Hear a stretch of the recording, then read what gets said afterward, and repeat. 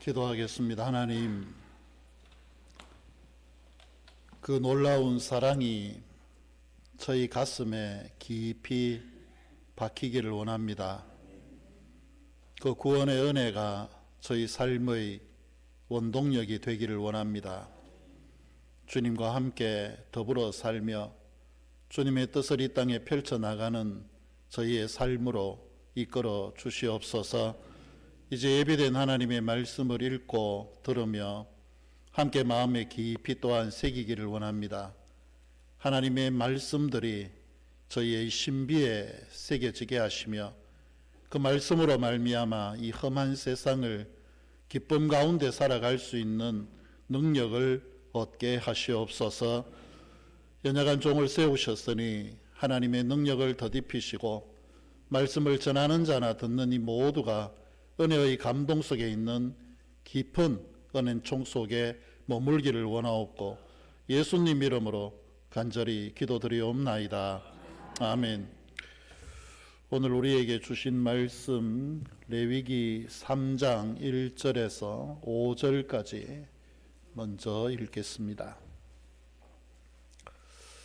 구약성경 148쪽 레위기 3장 1절에서 5절까지의 말씀.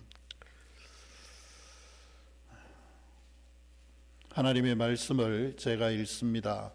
사람이 만일 화목제의 제물을 예물로 드리되 소로 드리려면 수컷이나 암컷이나 흠없는 것으로 여호와 앞에 드릴지니 그 예물의 머리에 안수하고 회막문에서 잡을 것이요 아론의 자손 제사장들은 그 피를 제단 사방에 뿌릴 것이며 그는 또 그 화목제의 제물 중에서 여호와께 화제를 드릴지니 곧 내장에 덮인 기름과 내장에 붙은 모든 기름과 두 콩팥과 그 위의 기름 곧 허리 쪽에 있는 것과 간에 덮인 거풀을 콩팥과 함께 떼어낼 것이요 아론의 자손은 그것을 제단 위의 불 위에 있는 나무 위의 번제물 위에서 살을지니 이는 화제라 여호와께 향기로운 냄새니라. 아멘. 신약성경 로마서 3장 25절 또 읽습니다.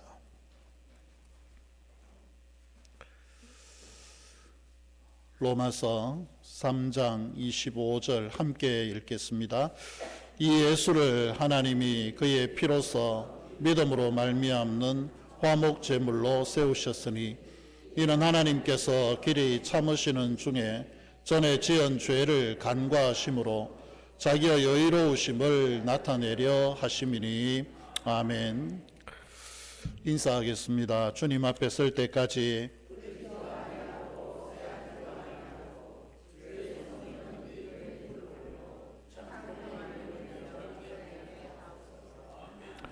우리의 유일한 구원자는 예수 그리스도이심을 믿으십니까? 오늘 우리가 죽어도 하나님의 나라에 가게 될 것을 확신하십니까?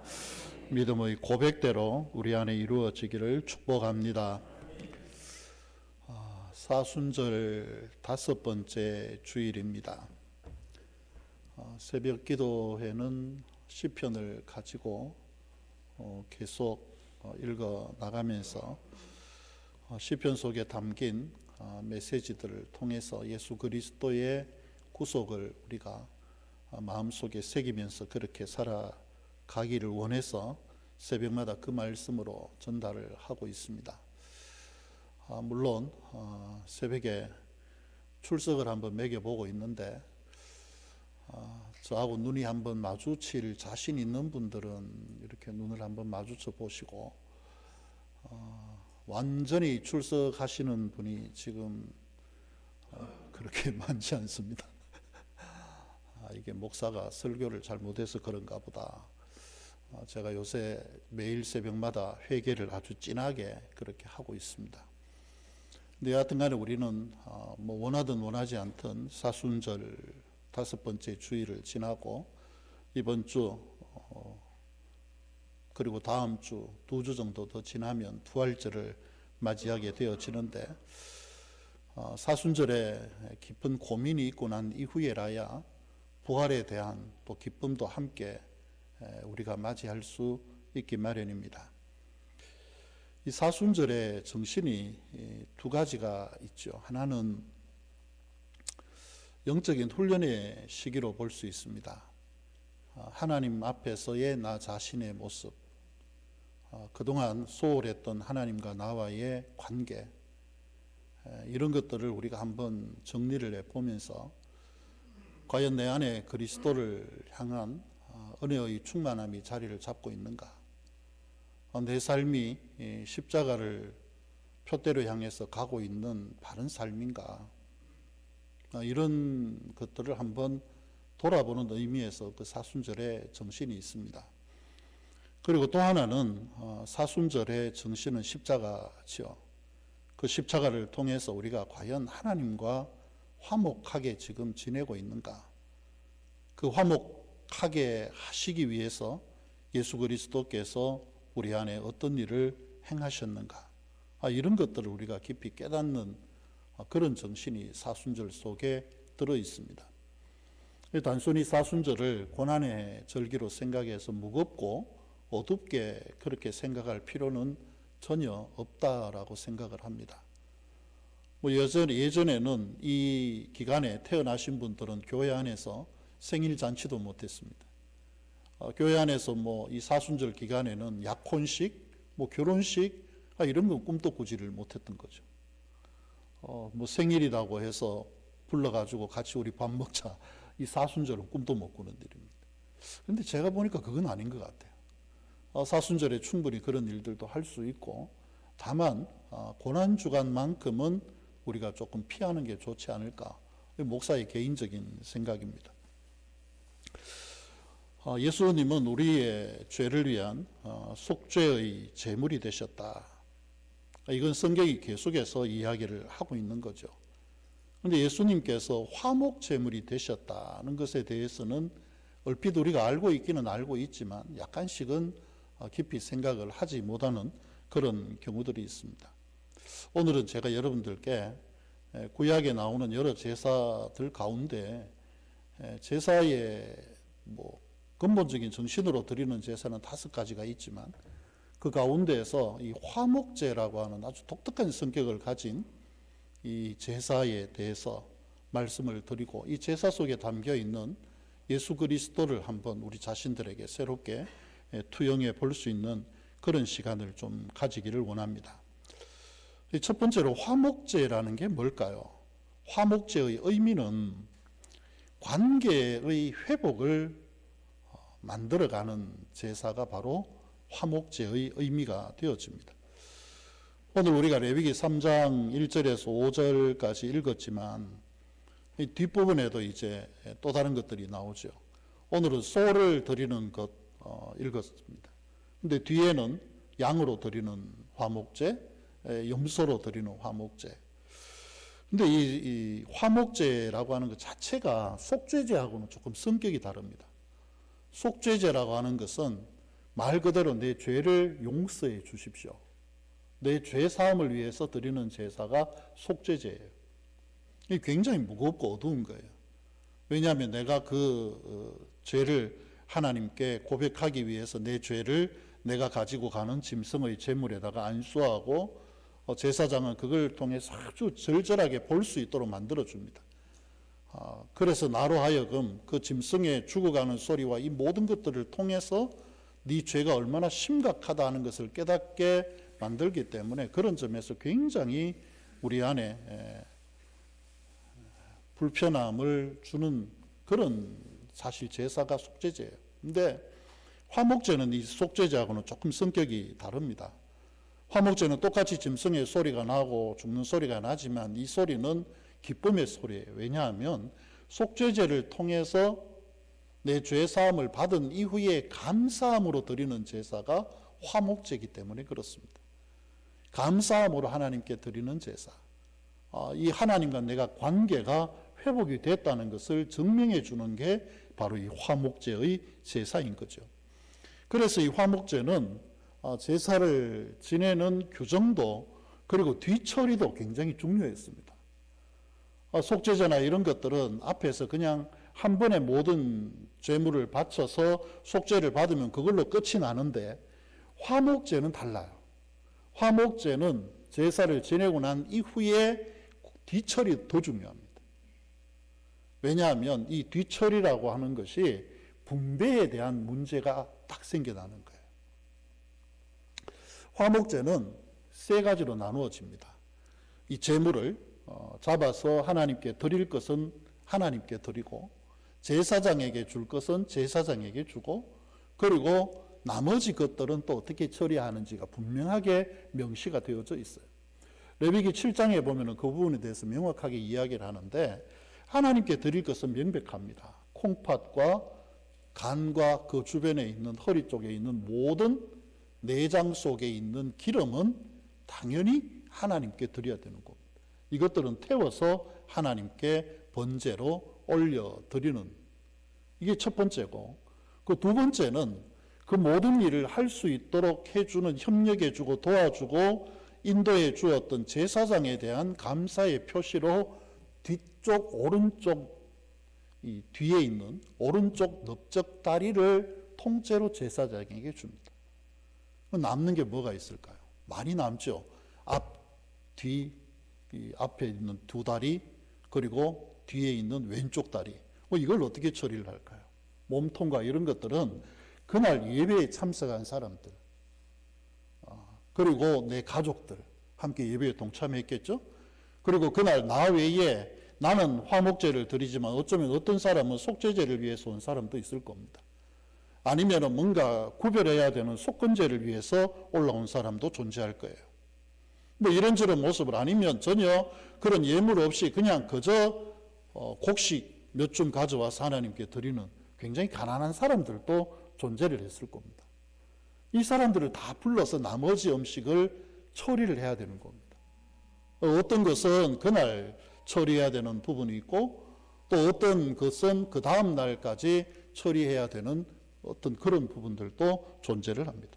여하튼 간에 이것은 나누어야 된다라고 하는, 다른 제물들은 나누라는 법이 없지만 유일하게 화목제의 제물은 나누어야 됩니다.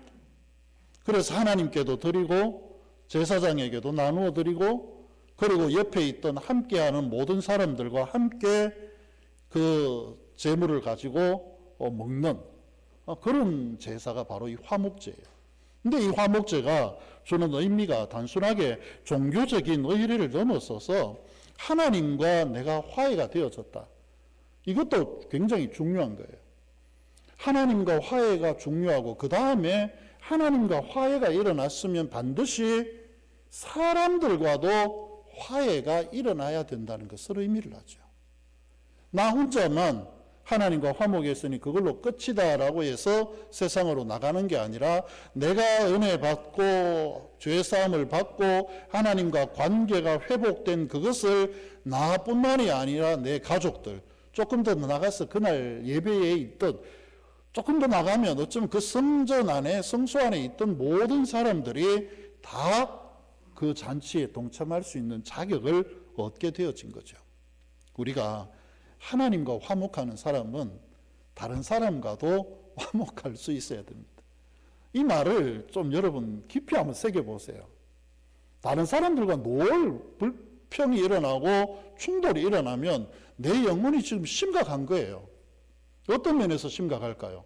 하나님과 관계가 지금 정상이 아닐 수 있다는 걸 여러분 빨리 체크하세요.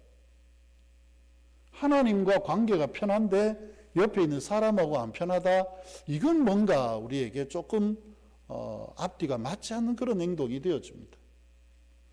하나님과의 화목은 개인적인 체험을 넘어서서, 그 개인적으로 구원받은 체험을 넘어서서 모든 사람들과 함께 화해를 나누고 평화를 누릴 수 있는 은혜로 이어질 수 있어야 됩니다. 나의 기쁨은 여러분의 기쁨이고, 여러분의 기쁨이 또 다른 사람들의 기쁨이 될 수 있어야 한다는 말입니다. 그런데 하나님과 관계가 회복되었으면서 우리가 다른 사람들과 늘 충돌하고 늘 싸우고 늘 불평이고 그렇게 한다? 이건 내 자신이 지금 하나님과 온전한 화해가 이루어지지 않았다는 것을 증거를 하는 겁니다. 여러분의 기쁨이 우리 교회의 기쁨이 되고, 교회의 기쁨이 여러분의 기쁨이 되는 이 화목제의 의미를 우리가 좀 더 깊이 새길 수 있기를 바랍니다. 두 번째는 화목 제물에 대한 조건이에요. 화목 제물의 조건. 이 화목 제물은 사회적인 위치에 따라서 조금 다르고 빈부에 따라서 조금 다를 수 있지만 여하튼 간에 나눠 먹을 수 있는 분량은 똑같아야 돼요. 소나 양이나 염소 최소한 그 정도는 돼야 되는 거예요. 화목 제물에 다른 제사들처럼 곡식으로 드린다 이건 없어요. 곡식 한 줌으로 드려가지고 나눠 먹을 수 있는 사람들이 없잖아요. 그렇기 때문에 화목 제물은 반드시 소나 양, 염소여야 되는데 공통적으로 딱 하나가 들어가는 게 있어요. 그건 뭐냐? 흠이 없어야 돼. 흠이 없어야 돼. 뭐 예컨대 뭐 소를 한 마리 내가 하나님께 드리겠습니다. 화목 제물로 드려서 기름은 다 태워서 올리고 나머지 것은 우리가 제사장에게도 드리고 또 가족들이 함께 교회 공동체에 같이 나누어 먹겠습니다. 근데 잡아오는 소가 어떤 소냐? 아유 뭐 며칠 전에 넘어져 가지고 다리가 부러진 소. 어떻게 보니까 또 뿔이 하나 빠져버렸네. 이것도 안 돼요. 그러니까 이건 뭐 어떻게 버릴 수도 없고 내다 팔자니 시원찮고 그러니 그냥 잡아먹자. 그걸 하나님께 드리자. 이건 안 된다는 거예요. 하나님께 드리는 화목 제물의 가장 중요한 게 온전한 겁니다. 흠이 없는 거예요. 흠이 없다라고 하는 것 이유가 있습니다. 1차적으로는 흠이 없는 모습은 외적인 거예요. 외적으로 문제가 없어야 돼요. 아주 깨끗해야 됩니다. 순결해야 돼요. 색이 얼룩배기여도 안 됩니다. 원래 있던 그 온전한 색깔을 가진 소나 양이나 염소여야 되고 뿔도 똑같이 생겨야 돼요.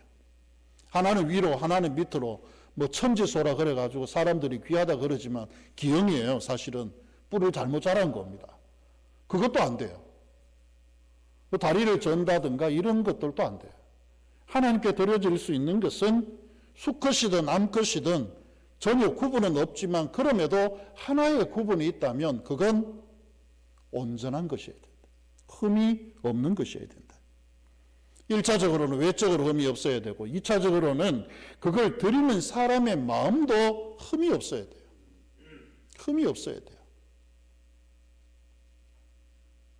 마음속에 다른 것을 품고 거룩하지 않은 생각들을 품고 드린다라고 하는 것은 결국은 짐승은 드릴 수 있으나 온전한 화목을 하나님과 이루기는 어렵다는 것을 의미를 합니다. 그런 점에서 우리가 생각해 보면 과연 우리와 하나님 사이에 중재를 해주실 유일한 화목 제물은 어디에 있는가? 완벽한 제물은 어디에 있을까? 흠이 없는 제물이 어디 있을까? 사람 중에 이런 제물이 있을까? 불가능하죠. 그래서 하나님이 예비하신 분이 예수 그리스도입니다. 우리가 화목 제물로 완전하다는 점에서 예수님을 떠올릴 수밖에 없는 거죠. 히브리서 9장 14절에 말씀합니다. 흠없는 자신을 하나님께 드린 그리스도의 피가 너희 양심을 깨끗하게 하지 않겠느냐. 흠이 없이 자신을 하나님께 드린 그리스도의 피라고 그랬어요. 흠 없는 겁니다. 베드로전서 1장 19절에서는 흠없고 점없는 어린 양 같은 그리스도의 보배로운 피를 언급을 하고 있습니다. 그런 점에서 예수님만이 우리에게 화목 제물로서의 완벽한 조건을 가지고 화목 제물이 될 수 있는 유일한 분이라는 것을 성경은 증거를 하고 있습니다. 세 번째는 화목제의 본질적인 정신이에요. 이게 가장 중요한 겁니다. 화목제의 본질적인 정신은 피 흘림의 희생을 통한 화해, 화목이에요. 희생 없는 화해, 화목은 없는 것을 이야기를 합니다. 레위기 오늘 읽은 이 3장에서 2절, 8절, 13절에 소와 양과 염소 잡은 이후에 받은 피를 어떻게 할 건지, 그 피를 어떻게 처리할 건지 나옵니다. 명백하게 제단 사방에다가 뿌리라라고 이야기를 하죠. 피를 뿌린다는 것은 피가 사람의 생명, 짐승의 생명, 모든 것의 생명이 피에 있다라고 생각을 했기 때문입니다. 피 흘리는 것 자체가 이미 다른 것을 위한 희생으로서 속죄의 제사적인 기능이 있다는 것을 의미를 합니다. 그래서 모든 화목 제물은 축제를 위한 음식인 동시에 죄로 인해서 단절된 하나님과 우리와의 관계 회복을 위해서 희생되어지는 생명을 이야기를 하고 있습니다. 피 흘림이 없은즉 사함도 없느니라. 피 흘림이 없은즉 죄사함도 없고 관계 회복이 없습니다. 곧 희생 없이 우리에게 평화는 주어지지 않는다는 것을 이야기를 하는 것이죠. 이사야 53장 5절 6절 오늘 오후의 본문인데 거기서는 그렇게 이야기를 합니다. 그가 찔림은 우리의 허물 때문이요 그가 상함은 우리의 죄악 때문이라. 그가 징계를 받음으로 우리는 평화를 누리고 그가 맞음으로 우리가 치료를 받을 수 있다라고 이야기를 합니다. 예수님은 우리의 죄를 짊어지고 십자가에서 피 흘리심으로 우리를 하나님과 화목하게 하신 제물이 되어 주셨습니다. 하나님은 죄를 여러분 결코 가볍게 여기지 않으십니다. 오늘날 현대의 많은 그리스도인들이 착각하고 또 착각하는 중에 하나가 하나님은 우리의 죄를 가볍게 생각하신다는 그 굉장히 오만한 생각이에요. 여러분들이 그거 얼마나 가볍게 생각하고 있는지 몰라요. 오히려 세상 사람들이 우리 보고 뭐라고 이야기를 합니까? 왜 그리스도인들이 비양심적이라고 이야기를 합니까? 자기들에게 했던 그 모든 죄들을 세상을 향해서 행하겠던 그 모든 일들을 교회에 와서 참회기도 1분 안에 다 끝내는 사람들이라고 그래서 우리에게 욕하는 거거든요. 우리의 삶이 화목제의 정신을 따라가지 못하고 있는데 하나님은 결코 그런 죄들까지도 내 마음대로 하나님께서 죄를 쌓여 주신다고 생각한 그런 자체가 없는데 우리는 너무 쉽게 복음을 너무 쉽게 생각하고 복음을 너무 가볍게 생각하고 죄라는 건 너무 쉽게 생각해버려요. 죄를 지으면서도 내일 가서 회개하면 되겠지라는 안일한 생각 속에 사로잡혀 있습니다. 이 굉장히 무서운 일 아닌가요? 하나님은 절대로 그렇게 해주겠다고 하신 적이 없었어요. 다만 우리의 죄에 대해서 처절한 회개를 동반할 때 누구의 피를 의지해서 예수 그리스도의 십자가 피를 의지해서 처절한 회개를 통해서 하나님은 우리에게 속죄를 허락하여 주시고 그 제한된 속죄 속에서 우리가 하나님과 화목을 이룰 수 있는 길을 우리는 찾아갈 수 있어야 됩니다. 예수님은 사람들에게 좋은 것만 가르쳐 주시는 분이 아닙니다. 이런 우리의 모습까지도 이런 간사하고 교만하고 오만한 생각까지도 예수님은 자신의 어깨에 짊어지셔야 했습니다. 그렇게 죽어주심으로 하나님을 만족하게 하는 사명이 예수님께 있었다는 말이죠. 오늘 우리가 읽은 신약성경 로마서 3장 25절 이렇게 말씀하죠. 이 예수를 하나님이 그의 피로서 믿음으로 말미암는 화목제물로 세우셨으니 이는 하나님께서 길이 참으시는 중에 전에 지은 죄를 간과하심으로 자기의 의로우심을 나타내려 하심이니라고 말씀합니다. 예수님의 십자가는 하나님의 공의에 대한 만족이에요. 심판하셔야 되는 하나님의 그 속성을 만족시켜 주시는 겁니다. 하나님은 죄를 가볍게 여기잖아요, 여러분.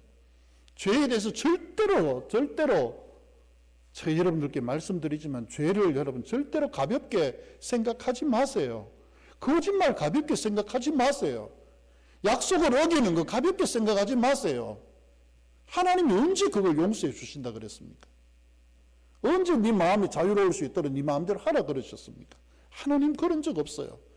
다만 이 모든 것 예수 그리스도의 십자가가 우리 안에 박혀 있을 때 우리가 그것으로부터 벗어나기 위한 피나는 노력을 통해 하나님의 공의를 만족시키는 것뿐이에요. 그것뿐만이 아니라 그걸 통해서 하나님의 사랑이 우리에게 임한 것을 우리가 느끼면서 죄와 멀어지기 위해서 몸부림치는 생활이 그리스도인들 속에 있어야 됩니다.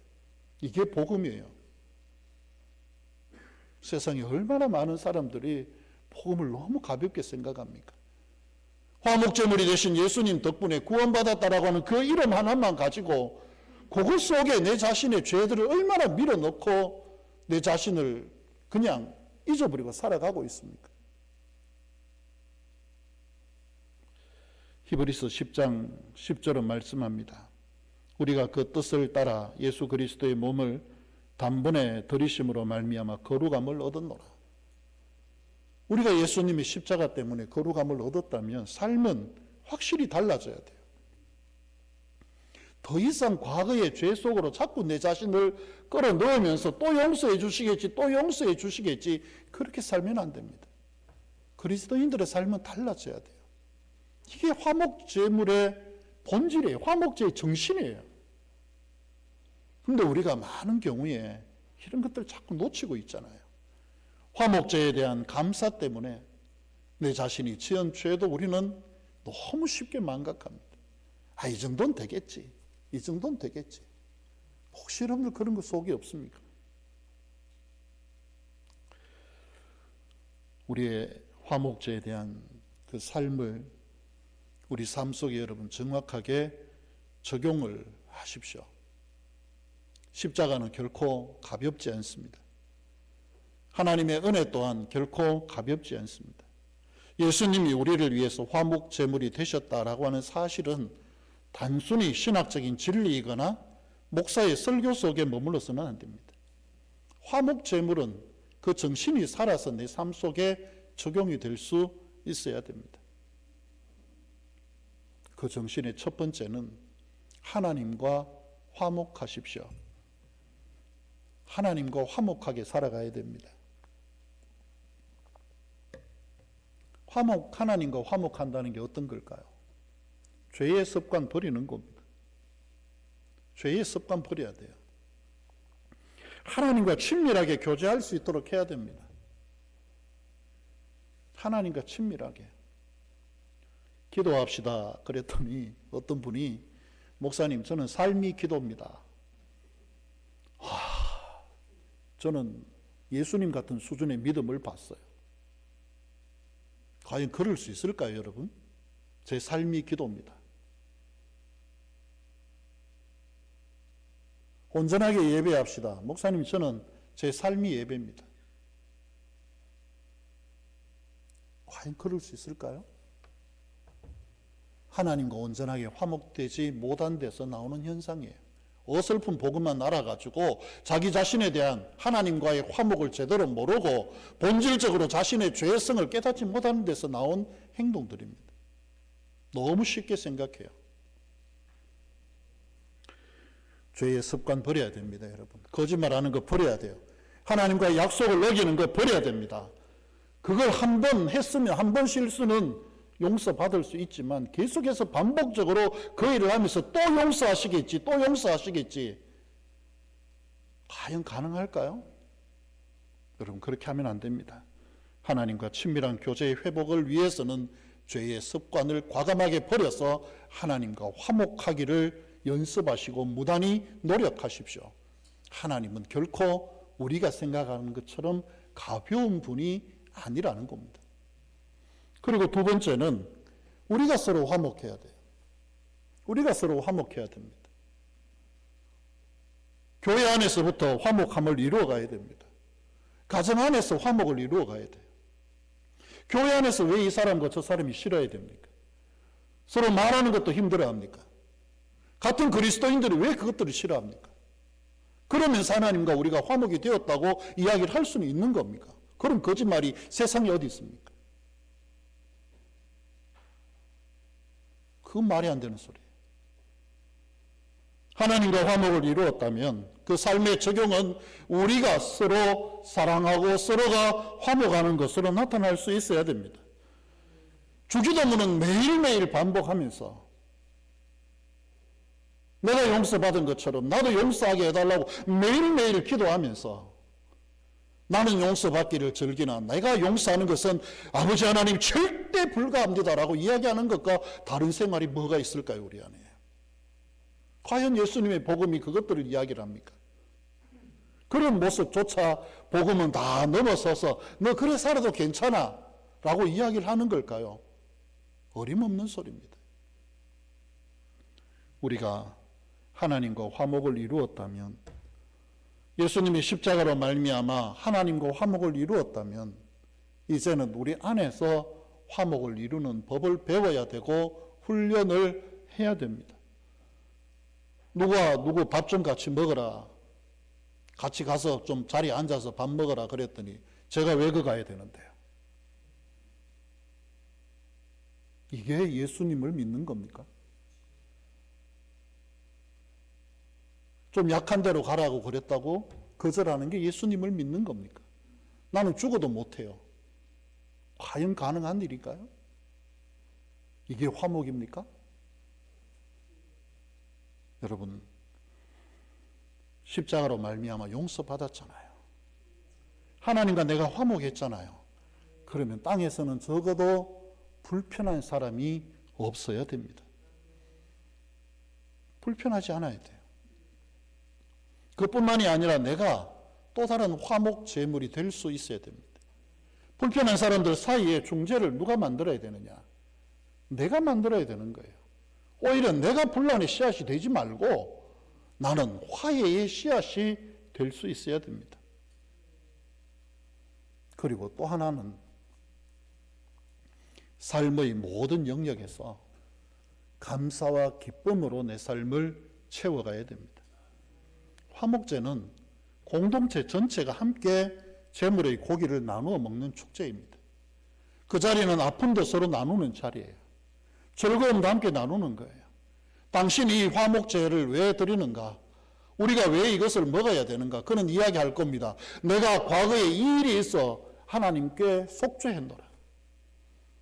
근데 이제 이 기쁨을, 내가 속죄받은 이 기쁨을 당신들과 함께 나누고 싶노라. 내 가족이 함께 나누어야 하고 우리 동네 주민들이 함께 나누어야 하고 우리가 살아가 함께 숨쉬고 함께 행동하는 공간 안에 있는 모든 사람들이 함께 이 기쁨을 나누어야 되겠다. 그래서 내가 소를 하나님께 드렸고 양과 염소를 하나님께 드렸노라. 이제 우리가 함께 먹고 즐기자. 누가복음 15장에 탕자가 돌아왔을 때 아버지의 모습이 연상되지 않습니까? 아들이 돌아왔을 때에 아들은 주변에 있는 사람들을 불러 모읍니다. 동네 사람 다 불러 모아요. 소를 잡습니다. 소를 잡아서 함께 먹고 즐기자. 내가 잃었다가 되찾았다. 잃었던 아들을 되찾았다라고 이야기해요. 어떻게 보면 남들에게 부끄러운 일이 이야기잖아요. 근데 그 숨기지 않습니다. 드러냅니다. 드러내면서 그게 내가 이제 회복이 됐으니까, 이 관계가 문제가 정리가 됐으니까 이제 우리가 함께 즐기자. 이게 공동체 아닙니까? 이게 교회 아닙니까, 여러분? 우리의 예배가 기쁨과 감사로 채워져야 되고 우리의 섬김과 헌신도 구원받은 속죄의 기쁨과 함께 하나님과 관계가 회복된 화목의 제물로서 그 기쁨이 우리 안에 자리 잡을 수 있도록 우리가 믿음을 그렇게 살아가야 되는 겁니다. 이런 그리스도인으로 삶을 살아내는 것이 이 시대의 진정한 화목제의 정신을 계승하는 그리스도인들이라고 이야기를 할 수 있을 겁니다. 예수님은 우리의 화목제물이 되어 주셨습니다. 우리가 져야 될 모든 죄를 그분이 담당을 하셨고 우리가 흘려야 할 피를 그분이 흘려주셨고 우리가 받아야 할 심판을 그분이 대신 받아주셨습니다. 그 결과로 우리가 하나님과 화목하게 되었고 이제는 그 화목을 내 주변에서 이루고 더 나아가서 복음이라는 이름으로 전달해야 되는 사명을 우리가 받은 사람들입니다. 사순절은 우울한 날이 아니에요. 그런 점에서.